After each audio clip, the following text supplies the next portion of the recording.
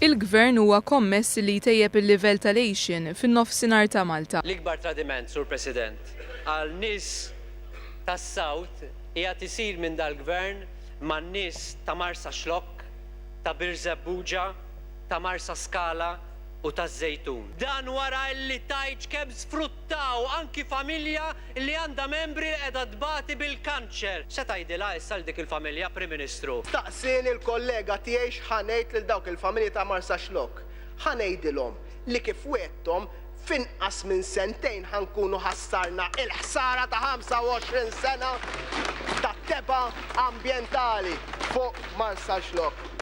Din mhix l-ewwel darba li Simon Busuttil talab lill-Prim Ministru biex jieħu azzjoni u jsolvi problemi illi nħolqu kawża ta' deċiżjonijiet li ttieħdu taħt tmexxija nazzjonalista.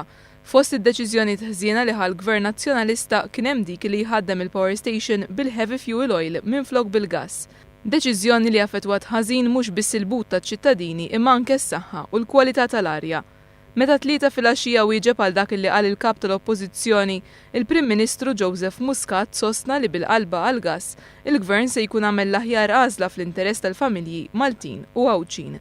Il-Prim Ministru qal ukoll li dan il-Gvern diġà ħa azzjoni u indirizza t-telqa li kien hemm f'lokalitajiet oħra fin-nofsinhar ta' Malta. Din imbagħad fuq tal-power station nispiċċa qasnu ħoda bi kbirux li qabġuha fuq hekk. Qabġuha fuq il-pjazza ta' Bormla. 3 snin jitmejlu bin-nies. 3 snin jitmejlu bin-nies ta' Bormla. Mietet marata. Mietet mar hemmhekk. Weġġaw oħrajn. Ħallu kullimkien mikxuf, jisu ma ġara xejn. Iju allura aħna għandna xi ħaġa differenti partikolari, hemm xejn, hemm irrieda biss. F'6 xhur tal-proġett kważi tlesta. 3 snin għamlu jitmejlu bin-nies. L-impenn tal-Gvern bris in-Nofsinhar ta' Malta joħroġ ukoll mill-ħatra tal-Kumitat Konsultattiv għan-Nofsinhar. Dwar l-importanza ta' dan il-Kumitat ħadna l-kummenti taċ-Chairman tiegħu, Silvio Parnis.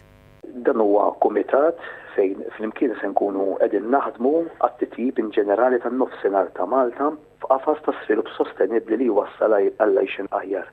Tajjeb illi anke minn għandu edejat għandu jwassalhom lil dan il-kumitat ħalli aħna mbagħad inkunu nistgħu immexxuhom fl-ola istituzzjoni tal-pajjiż. Jiena nemmen illi b'dan il-kumitat se nkunu qegħdin nagħmlu bidla l-aħjar għan-nofsinhar ta' Malta fejn hemm potenzjal qawwi li aħna rridu nużawh. Il-Kumitat Konsultattiv għan-Nofsinhar ta' Malta se jkun qed jarbel il-problemi li jkun hemm fl-inħawi u jissuġġerixxi kif dawn jistgħu